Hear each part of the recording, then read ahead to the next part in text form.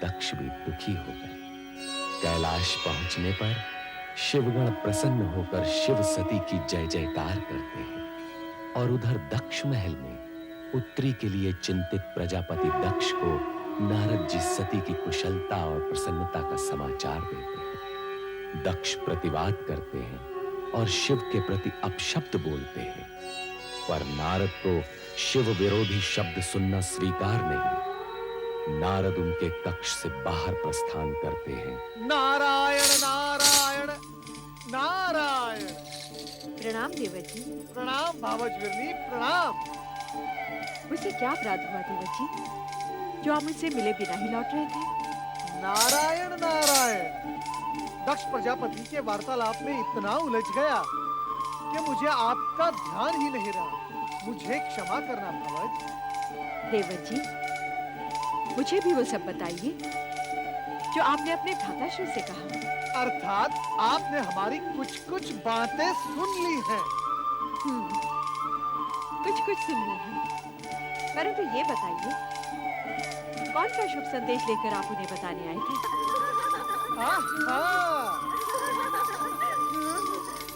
प्रणाम देवर्षि। देवियों सुखी रहो। भगवान विष्णु तुम सबकी मनोकामना पूर्ण करेंगे। हमारी बहन सती का कोई संदेश लाए है देवर्षि। नारायण नारायण।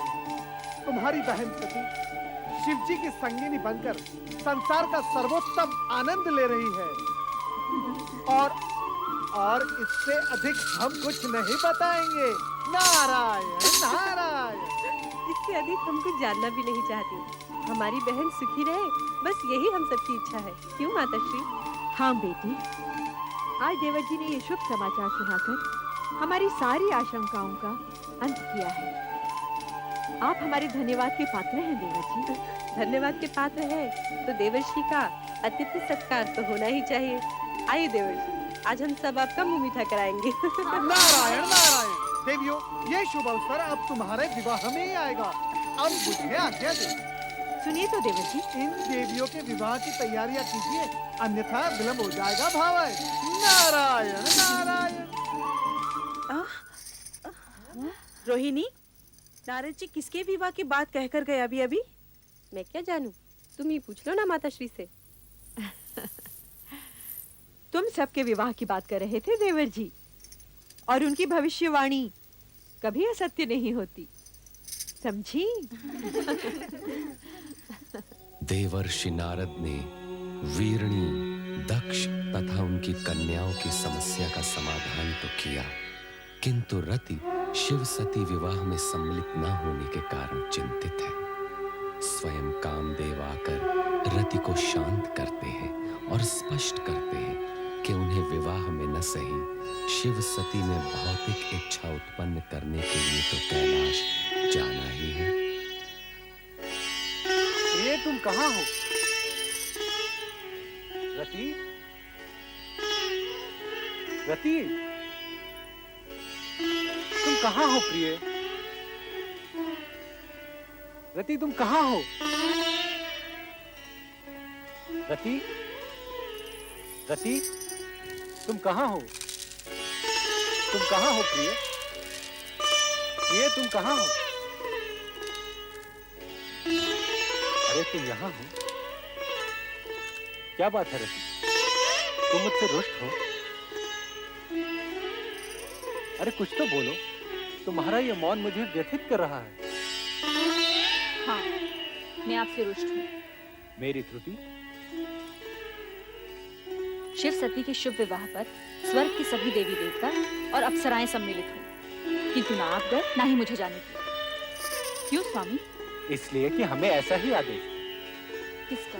परमपिता ब्रह्मा जी का। उन्होंने कहा था कि हमारी उपस्थिति की आवश्यकता शिव सती विवाह के पश्चात ही हो। इस बात से परमपिता का तात्पर्य? हमें ही अपने हाव भावों, संकेतों और पुष्प बाणों की वर्षा से शिव और सती में मिलन इच्छा जागृत करनी होगी। उन्हें दाम्पत्य धर्म के निर्वाह के लिए प्रेरित करना होगा। देव मनमत, देवी रति, परमपिता ब्रह्मा जी ने हम तीनों को तुरंत कैलाश पर्वत पहुंचने का आदेश दिया है। वसंत, परमपिता ब्रह्मा के आदेश का पालन हम अवश्य करेंगे। हम तीनों कैलाश जाएंगे।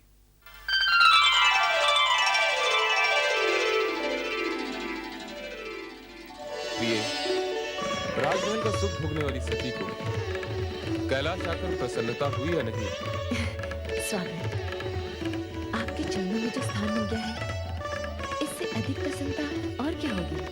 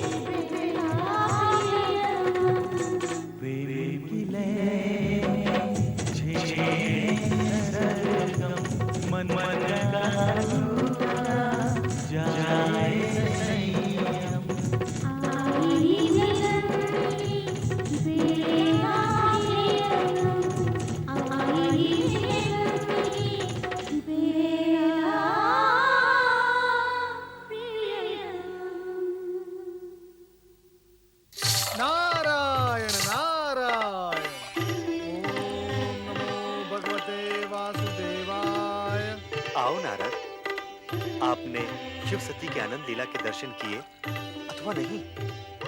प्रभु, वो एक अद्भुत दृश्य था। उस आनंदमय रूप में अलौकिक नवदंपति को देखना स्वयं में एक विचित्र अनुभव था। तो क्या आप इस आनंद लीला का रहस्य समझे नारद? नारायण नारायण, मैं बाल ब्रह्मचारी भला इस गूढ़ रहस्य को कैसे समझ पाऊंगा? श्री हरि, आप इस पर तनिक प्रकाश डाले तो अच्छा होगा। यह प्रकृति और पुरुष का संगम है। इनकी यह आनंद लीला सृष्टि में नूतन घटनाओं का सृजन करेंगी। क्या इस सृजन का संबंध विष्णु प्रिय लक्ष्मी के आगमन से है? देखिए आगे क्या होता है। सत्य है प्रभु, सत्य है। भविष्य की बात तो भोलेनाथ ही जाने, परंतु श्रीहरि, आपके मन की बात कुछ कुछ मैं समझ गया हूँ, परंतु शिव सती की लीला का रहस्य समझना निस्संदेह कठिन है। नारायण नारायण।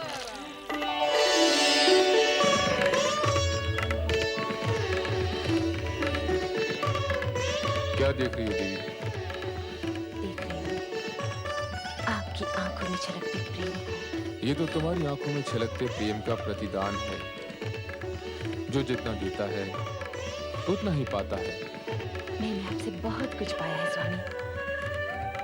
कितना, ये मैं बता नहीं सकती।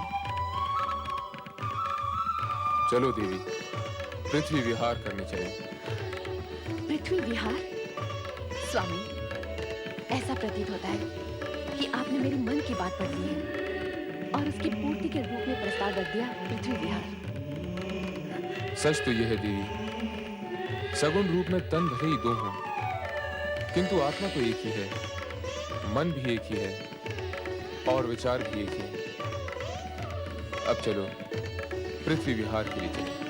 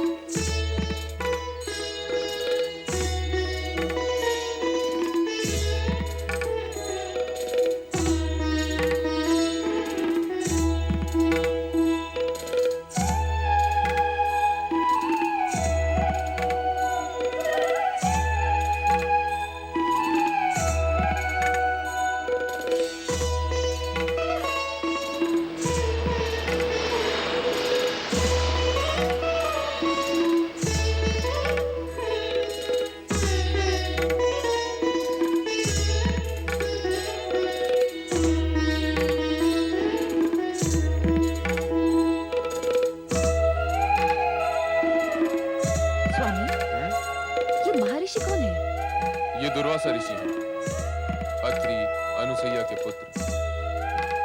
इनका भीषण क्रोध जगत प्रसिद्ध है। इनके क्रोध का परिणाम?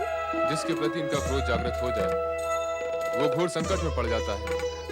किंतु ऋषि तो वही होता है जिसने काम, क्रोध, मोह को जीत लिया हो। और ऋषि दुर्वासा का क्रोध तो... तुम चुपचाप देखती जाओ, इनके कृत्य से तुम्हें इनका सही परिचय मिल जाएगा। वो देखो देवी, उस ओर से जो स्त्री आ रही हैं, वो विद्याधरी चित्रांगदा हैं। अब तनिक देखो क्या होता है।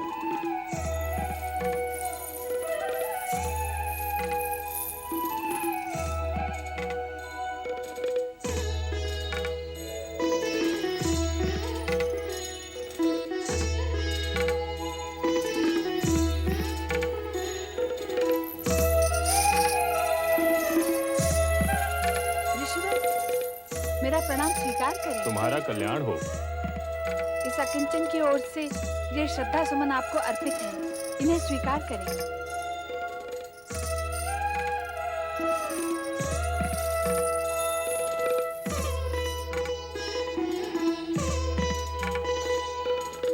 मैं ऋषि वैरागी, उस विद्याधरी से पुष्पमाला लेना और उसका प्रयोग करना मुझे शोभा नहीं देता। अब मैं इस पुष्पमाला का क्या करूं?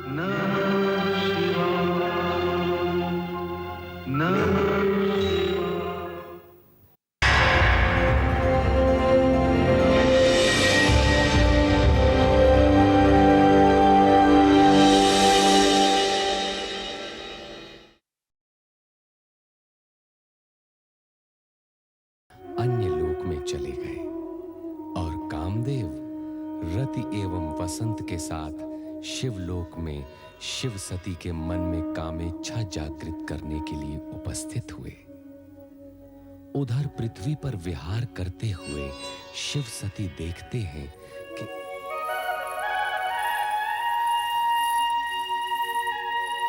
इंद्र, स्वामी, पृथ्वी भ्रमण का आनंद ही अनूठा है।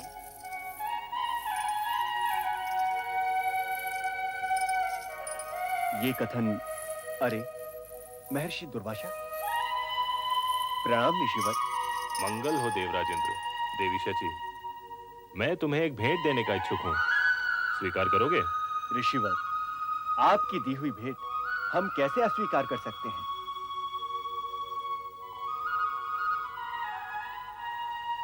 आज्ञा दें।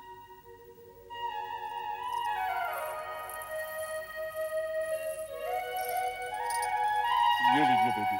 स्वामी, हम देव देवियां जो नंदन वन के पुष्प धारण करने के आती हैं, ऐसी साधारण मालाएं हम पर कदापि शोभा नहीं देंगी। आपको ऋषि दुर्वासा की दी ये भेंट स्वीकार करनी ही नहीं थी। आप ठीक कहती हैं देवी।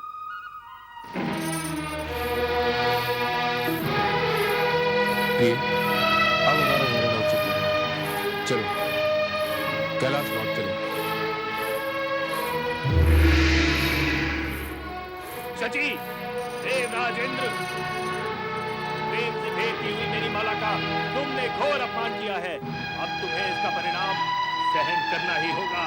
मैं तुम्हें श्राप देता हूँ कि अपनी स्वर्ग संपदा से वंचित होकर तुम और तुम्हारे साथी देवताओं का उस प्रकार स्वर्ग से पतन हो जाएगा जिस प्रकार मेरे द्वारा की हुई माला को तुमने पतित किया है। स्वामी, शीघ्र ही हमारा स्वर्ग जाना आवश्यक है।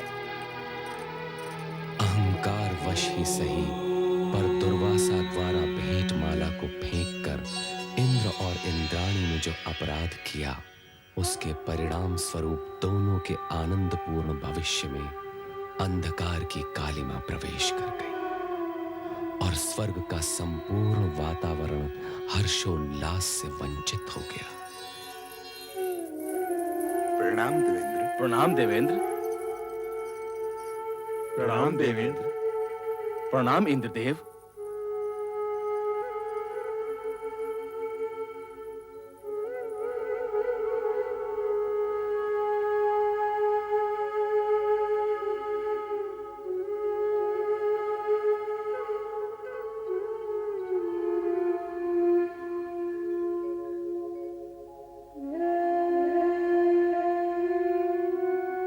देवराज इंद्र, आपकी इस सुशोभित सभा में आज हम एक ऐसा दृश्य देख रहे हैं जो इससे पहले हमने कदापि नहीं देखा। उल्लास और विलास के स्थान पर आज आपके मुख पर विषाद की रेखाएं क्यों प्रतीत हो रही हैं? वो इंद्रलोक जिसकी प्रत्येक दिशा में आनंद स्वयं आनंदित होकर हर पल विराजमान रहता था, प्रतीत होता है वो कहीं लुप्त हो गया है। देवेंद्र, आपके साम्राज्य का कण कण जहाँ क्षण प्रतिक्षण अनुपम सौंदर्यवती अप्सरा के रूप में गुणगान किया करता था, जहाँ गीत, संगीत नृत्य की स्वर लहरियां सदैव गुंजायमान हुआ करती थी, वहीं आज अशुभ रुदन स्वर जैसे चारों ओर ध्वनित हो रहा है। और देवी इंद्राणी भी भविष्य में घटने वाली किसी घटना की शंका से ग्रस्त दिखाई दे रही हैं। देवेंद्र, इन समस्त स्थितियों का क्या कारण है? देव, आपका ये मौन किसी अनिष्ट का संकेत दे रहा है। यदि आपने मौन व्रत धारण किया है तो हम सबके आग्रह से अपना ये व्रत त्याग दीजिए और हमें बताइए, इंद्रलोक में जो विपरीत परिस्थिति बनाई है, इसके मूल में क्या कारण है? आदरणीय मेघदेव, वरुण देव, वायुदेव, अग्निदेव एवं देवगुरु बृहस्पति जी, आप सभी ने हम दोनों की मनोस्थिति को जानकर जो भी कुछ कहा है वो शब्दशः सत्य। अर्थात मैं और इंद्राणी इस समय अत्यधिक व्यथित, चिंतित एवं कुंठित हूं। कारण यह है कि अब स्वर्ग पर हमारा अधिकार नहीं रहेगा। ये आप कैसे अशुभ वचन बोल रहे हैं देवेंद्र? देवगुरु, मैंने जो कुछ भी कहा है उसमें लेश मात्र भी असत्य नहीं है। महर्षि दुर्वासा के श्राप से यह दुर्घटना किसी भी क्षण घटित हो सकती है। महर्षि दुर्वासा के श्राप से? और हम इंद्राणी के कहने में आकर भूलवश दुर्वासा ऋषि द्वारा भेंट की गई माला का अनादर कर बैठे और उसी से कुपित होकर उन्होंने हमें यह श्राप दिया है कि दानवों का बल देवताओं की अपेक्षा दोगुना हो जाएगा और हम अपने समस्त देवगणों के साथ इस स्वर्गलोक से सदा सर्वदा के लिए वंचित हो जाएंगे। देव, आपने ये कैसा अनर्थ कर डाला?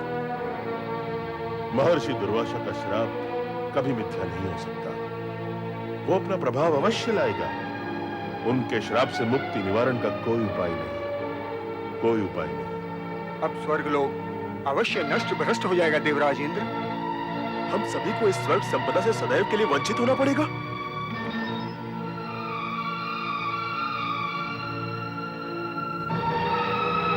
दानवराज महाबली की, दानवराज महाबली की, दानवराज महाबली की, दानवराज महाबली की।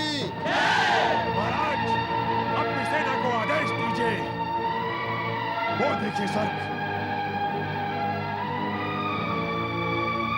लगता है दुर्वासा ऋषि का श्राप फलित हो रहा है। सर्वनाश हो जाएगा, देवताओं का पतन हो जाएगा।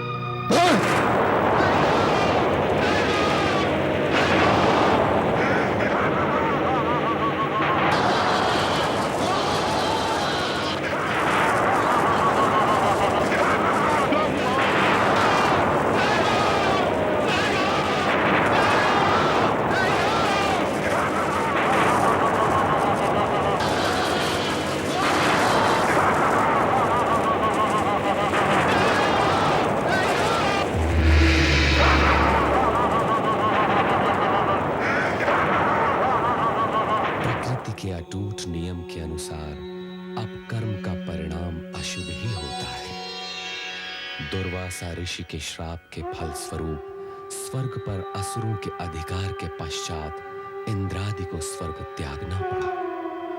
कैलाश पर इंद्र के इस अधोपतन से व्यथित सती शिव से इंद्र व स्वर्ग की रक्षा के लिए आग्रह करती है। इस भीषण समस्या का कोई तो समाधान होगा स्वामी। मुझे आश्चर्य हो रहा है, आप सब कुछ जानते हुए भी मौन रहे। आपने दुर्वासा ऋषि को रोकने का प्रयत्न भी नहीं किया। देवी, हर किसी को अपने किए हुए कर्मों का परिणाम किसी न किसी रूप में भुगतना ही पड़ता है। विधाता के विधान में हस्तक्षेप करना ब्रह्मा, विष्णु और महेश के लिए भी असंभव है। आप तो करुणा निधि हैं, भक्तों के उद्धारक हैं। देवताओं की भी आप पर अपार श्रद्धा और भक्ति है। उन्हें संकट से उबारना आपका परम कर्तव्य है। जब हमारे उन भक्तों को हमारे पास आने की प्रेरणा मिलेगी, तब हम अपना ये कर्तव्य अवश्य निभाएंगे। परंतु समय से पहले देवताओं को स्वर्ग सुख का अधिकार नहीं मिल सकता। असुराधिराज, स्वर्गाधिपति महाराज बलि की असुराधिराज स्वर्गाधिपति महाराज बलि की जय, महाराज बलि की जय, महाराज बलि की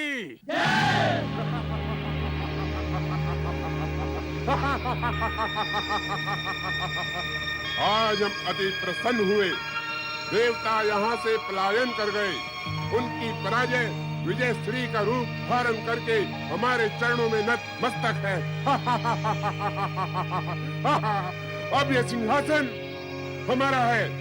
अब स्वर्गलोक पर असुरों का राज है। सेनापति राहु, स्वर्गाधिपति दानवराज महाराज बलि को राहु का वंदन स्वीकार हो। सेनापति राहु, तीनों लोकों में यह घोषणा करवा दो कि अब स्वर्गलोक पर देवताओं का नहीं, हम दानवों का अधिकार है। इंद्र और समस्त देवता भीरू कही के भाग गए। बहुत वीर समझते थे, परंतु बलि के बाहुबल के समक्ष निर्बल होकर रह गए। हमने असंभव को संभव कर दिखाया है। देवराज इंद्र को स्वर्ग के सिंहासन से उखाड़ कर फेंक दिया है। उनके राज्य, वैभव और शासन पर हमारा अधिकार सदैव बना रहेगा। अब देवता यहाँ कदापि प्रवेश नहीं कर पाएंगे, कदापि प्रवेश नहीं कर पाएंगे। अब स्वर्गलोक पर हमारा अधिकार है।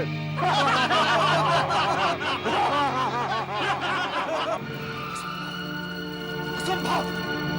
स्वर्ग से हमें अपदस्थ करना असंभव है। स्वर्ग हमारा है। इस स्वर्ग पर हमारा जन्म सिद्ध अधिकार है। असुरों की प्रकृति निरंकुश है। उन्हें नियमों में बांधना कठिन है। वो बलशाली भी है। उनकी आसुरी शक्तियों से जीतना हम देवताओं के लिए असंभव है। ऐसी बातें करके आप हमारे मनोबल को ना गिराइए वरुण देव। हम ब्रह्मदेव की शरण में इसीलिए आए हैं कि वो हमारा मार्गदर्शन करे और इस संकटकालीन स्थिति से हमें उबारे। पता नहीं देव ऋषि महाराज इस समय कहाँ होंगे। अपनी वाक्पटुता से किसी को प्रभावित करने की कला जो उनके पास है, वो हम में से किसी के पास भी नहीं है। नारायण नारायण। धन्यवाद स्वर्गाधिपति इंद्र, धन्यवाद। किसी भी संदर्भ में आज आपने इस हरिभक्त नारद की प्रशंसा तो की। आइए परमपिता ब्रह्मा के समक्ष अपनी समस्या रखें। आइए। नारायण नारायण नारायण नारायण। परमपिता ब्रह्मा, आज देवराज इंद्र और समस्त देवगण आपके समक्ष एक गंभीर समस्या लेकर उपस्थित हुए हैं। हे सृष्टिकर्ता ब्रह्मा जी, हम पर घोर अत्याचार हुआ है। आपको ये जानकर अत्यंत दुख होगा कि हम पर अत्याचार करने वाला आप ही से उत्पन्न ऋषि अत्रि का पुत्र है। हम दुर्वासा के क्रोध से भली भांति परीक्षित, किंतु ब्रह्मदेव, सर्वप्रथम तो एक ऋषि को अपने क्रोध पर ही विजय पानी चाहिए। दूसरी बात ये कि क्रोध करने का कोई कारण भी तो होना चाहिए। किंतु दुर्वासा ने तो हम पर अकारण ही क्रोध किया है और हमें श्राप देकर असुरों के लिए स्वर्ग का मार्ग प्रशस्त किया है। देवराज, क्या दुर्वासा के उग्र स्वभाव से आप परिचित नहीं? क्षण मात्र में क्रोध की ज्वाला उनके मन में प्रकट हो जाती है। इस बात का आपको ध्यान रखना चाहिए था। दुर्वासा का श्राप तो एक निमित्त मात्र है सरस्वती। देवराज, स्वर्ग से आप लोगों के निष्कासन का कारण आपके अपने कर्म। हमारे कर्म पालन में कौन सी त्रुटि रह गई महाराज? हमारे कर्तव्यों में कहां खोट आ गया? देवराज, सबसे बड़ा खोट तो यही है कि आप लोगों ने अपने अधिकारों के उपयोग पर तो पूरा ध्यान दिया, किंतु अपने कर्तव्यों की उपेक्षा ही कर दी। देवी सरस्वती, आपका क्या विचार है? आप सत्य कह रहे हैं ब्रह्मदेव। भोग, विलास, आनंद क्रीड़ाओं में रमे देवगण ये भी भूल गए कि इंद्रासन को अपनी जगह पर टिकाए रखने के लिए देवताओं को धर्म, कर्म, पुण्य और जन कल्याण का भी पूरा ध्यान रखना पड़ता है। ये माना कि हमसे कुछ त्रुटियां हुई हैं, किंतु इसका अर्थ ये तो नहीं कि देवताओं से उनका स्वर्गलोक छीन लिया जाए। असुरों को असुर लोग बनाने की छूट दे दी जाए। शांत देवराज शांत। जो घटित हो गया उसे बदला नहीं जा सकता। अब इस विषय में और अधिक विचार विमर्श करने के लिए आप लोगों को भगवान विष्णु के पास जाना होगा। वो देवताओं के परम हितैषी एवं शुभ चिंतक। हे चतुर, यदि नारायण के सम्मुख आप ही हमारा प्रतिनिधित्व करें तो अति उत्तम होगा। भगवान श्री हरि विष्णु आपकी समस्या से अवगत हैं देवराज। आपको मार्गदर्शन मिल गया, किंतु उस पर चलना आप ही का काम। हमें विश्वास है चतुर्भुजधारी विष्णु आपकी समस्या का कोई न कोई समाधान अवश्य ढूंढ लाएगा। जय वैकुंठ धाम।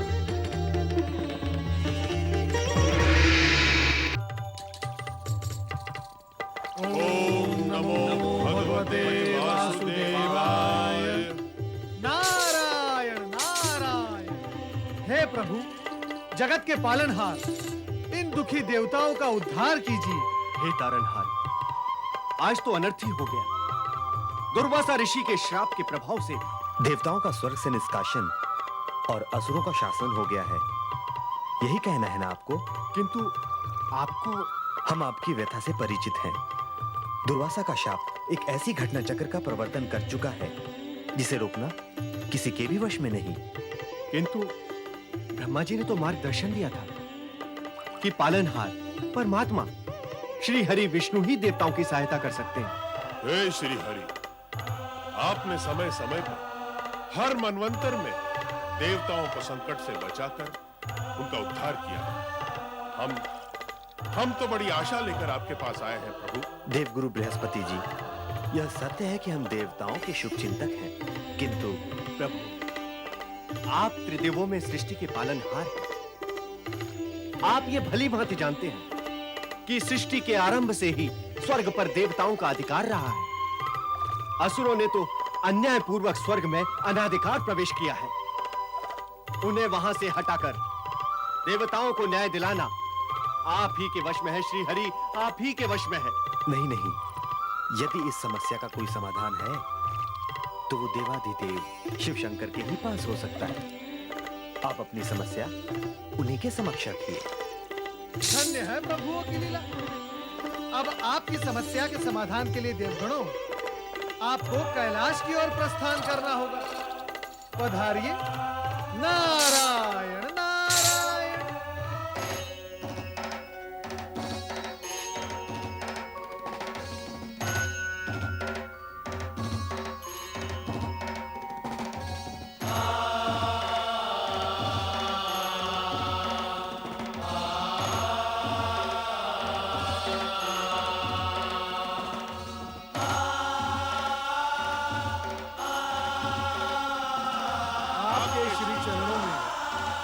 अभिवादन स्वीकार हो देवी सती। कैलाश धाम में आप सभी का स्वागत है। देवराज और देवगणों के साथ जो अन्याय हुआ है उसका मुझे अत्यधिक दुख है। इस विषय में मेरे स्वामी से भी चर्चा हुई थी।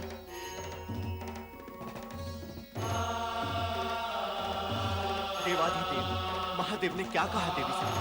कहा तो कुछ नहीं, किंतु उनकी बातों से लगा आपके उद्धार हेतु उनके पास कोई न कोई उपाय अवश्य है। त्रिभुवनपति महादेव शिव शंकर की जय। हर हर हर महादेव। हर हर हर महादेव। हर हर हर महादेव।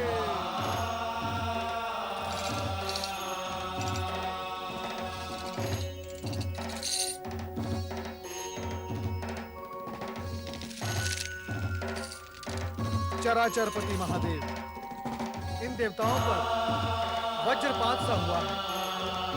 अपने ही निवास से निष्कासित दिनहीन भटकते हुए श्री हरि के आदेश अनुसार आपके पास बड़ी आशा लेकर आए हैं। प्रिय नारद, जो भी घट रहा है नया नहीं है।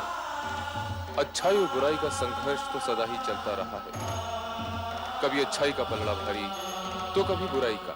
किंतु सदाशिव, हमने किसी का क्या बुरा किया था कि क्रोध में ऋषि दुर्वासा ने इतना बड़ा श्राप दे दिया?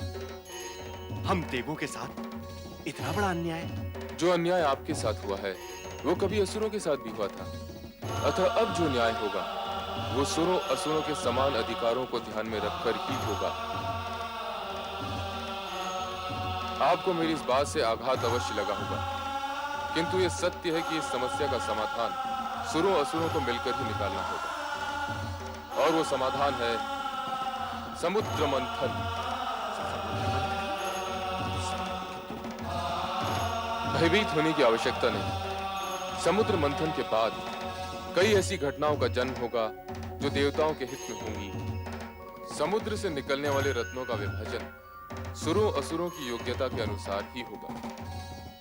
क्यों देवराजन, आपको कोई संशय है? नहीं देवादिदेव, किंतु असुरों का सेनापति राहु हठी स्वभाव का है। समुद्र मंथन का ये प्रस्ताव उसे स्वीकार होगा या नहीं, मुझे इसमें संशय है प्रभु। राहु को सहमत करने का दायित्व हम देवऋषि नारद को सौंपते हैं। क्यों नारद? मैं अवश्य प्रयास करूंगा महादेव कि असुर सेनापति राहु समुद्र मंथन के प्रस्ताव को मान ले। आज बलि इंद्रासन पर आ बैठा। व्याकुल मन लेकर इंद्रादि देवता ब्रह्मा जी के पास आते हैं।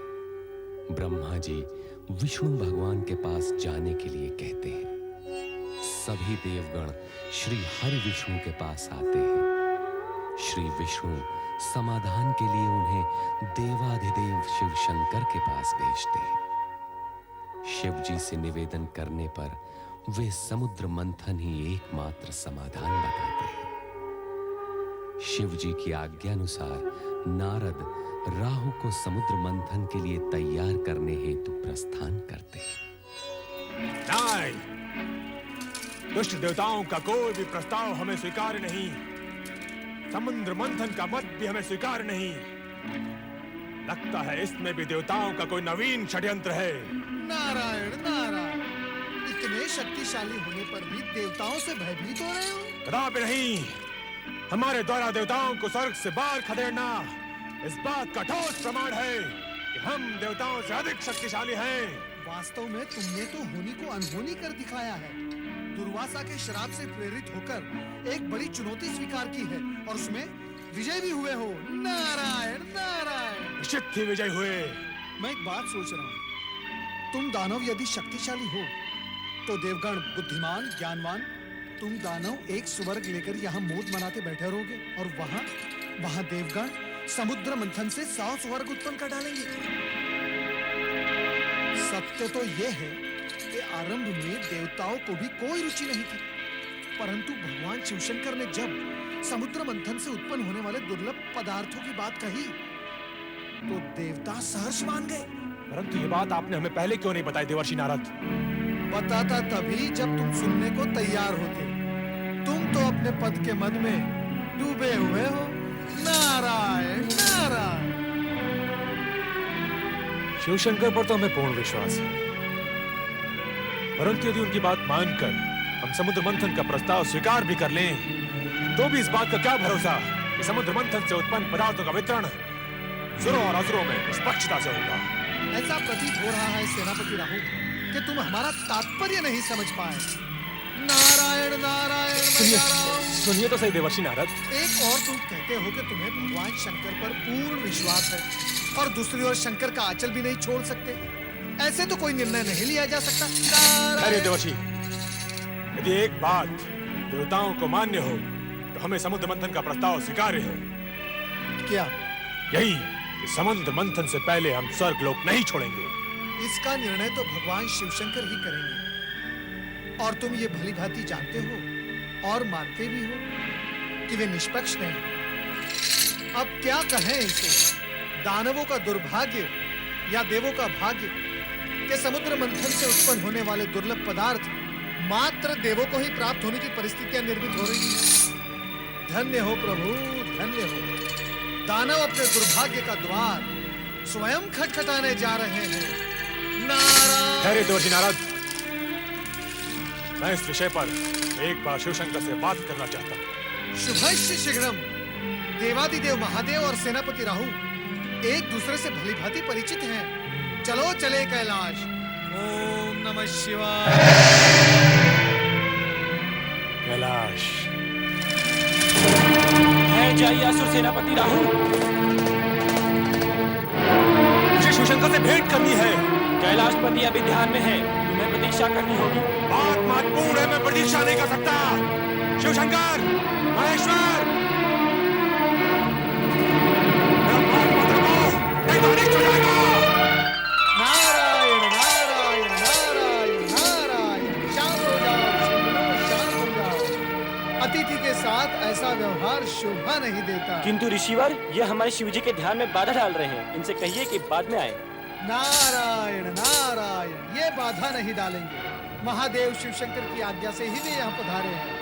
पधारिए पधारिए राहु, पधारिए।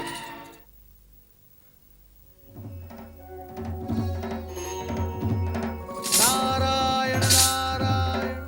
हे शिवशंकर, कैलाशपति, क्षमा करें प्रभु, आपके ध्यान में व्यवधान हुआ। असुर सेनापति राहु आपसे भेंट है तो यहाँ पधारे हैं। आपके गणों ने उन्हें रोकने का प्रयास किया, किंतु आओ राहु। राम शिवशंकर, हम जानते हैं तुम यहाँ अपने संदेह निवारण के लिए आए हो, और तुम्हारा संदेह यह है कि समुद्र मंथन के पश्चात तुम असुरों से कहीं स्वर्ग न छिन जाए। कहो यह सत्य है? सत्य है शिवशंकर। तो सुनो, तुम्हारी शंका निर्मूल है। इसकी संभावना मात्र उसी स्थिति में पैदा हो सकती है यदि तुम्हारे किसी अन्यायपूर्ण और अनैतिक कार्यों के कारण देवताओं का पल्ला भारी हो जाए। और तुम्हारी दूसरी शंका यह है कि समुद्र से निकलने वाले रत्नादि का विभाजन कैसे होगा। रत्नों का बंटवारा योग्यता के अनुरूप ही होगा। अयोग्य रत्न पाकर कोई भी पक्ष स्वयं ही नष्ट हो जाएगा। कोई और शंका? नहीं, परंतु इतना महान अनुष्ठान संपन्न कैसे होगा? समुद्र मंथन कोई बाल क्रीड़ा तो नहीं। चिंताएं करना न सुनो का काम है, न सुनो का।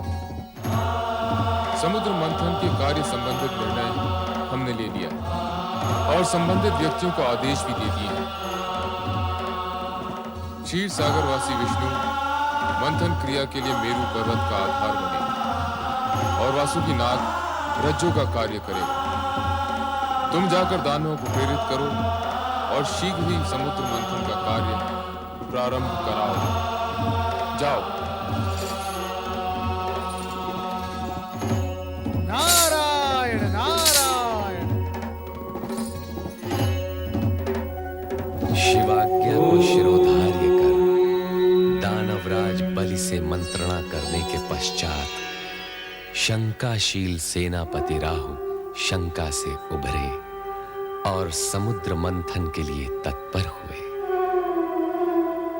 इसी प्रकार देवगण भी समुद्र तट पर आ पहुंचे, जहां मेरू पर्वत मथनी और वासुकी नाग रज्जू के रूप में उपस्थित थे।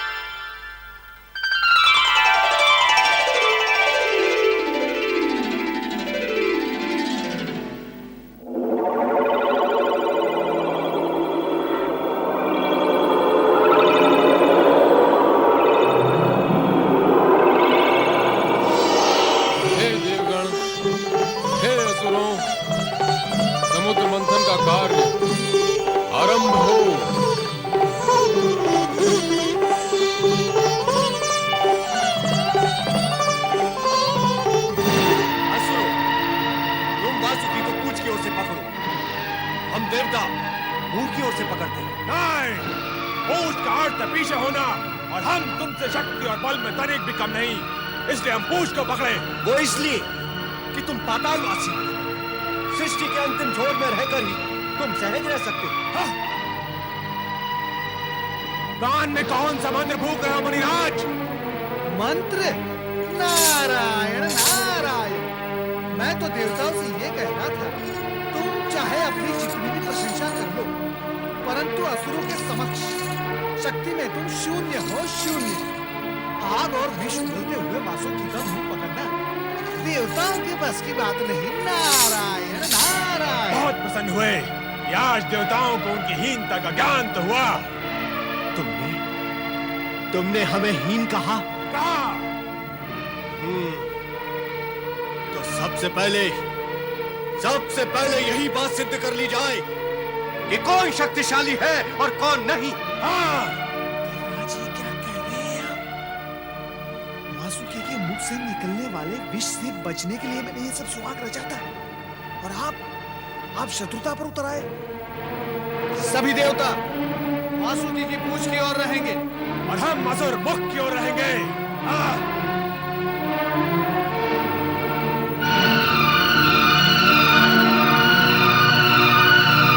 भगवान शिव शंकर की कृपा से समुद्र मंथन की आज्ञा पूर्व ही मिल गई है।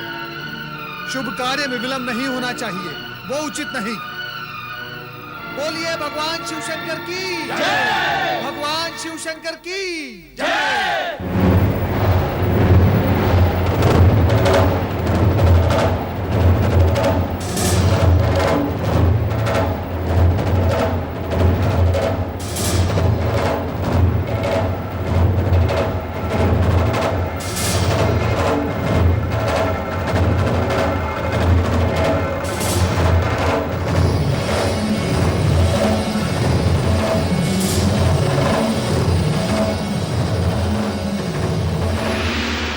पकड़ने का निर्णय हमने उचित नहीं लिया, किंतु पीछे हटना भी तो संभव नहीं।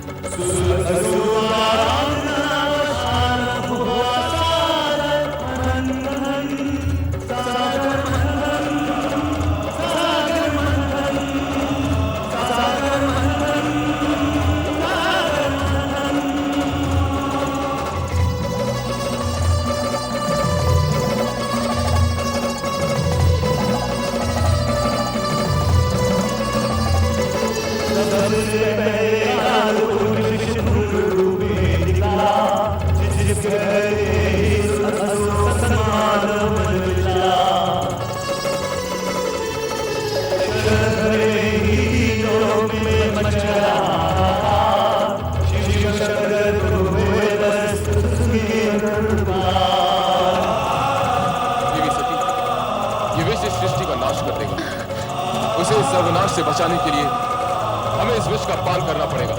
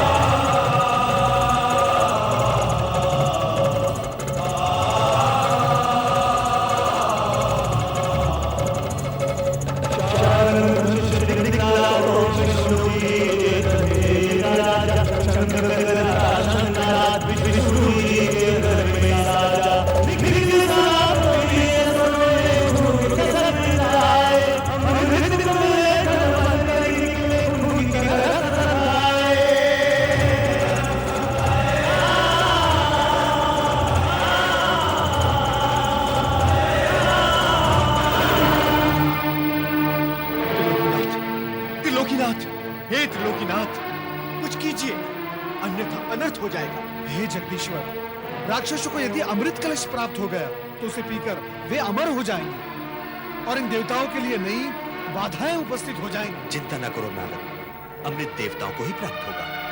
देवगणों से कहो कि वे पंक्ति में बैठ जाएं।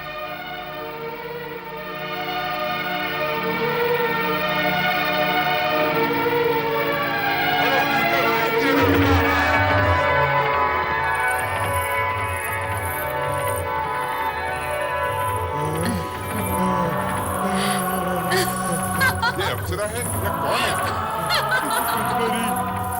ये स्वर्ग से आई है या समुद्र से?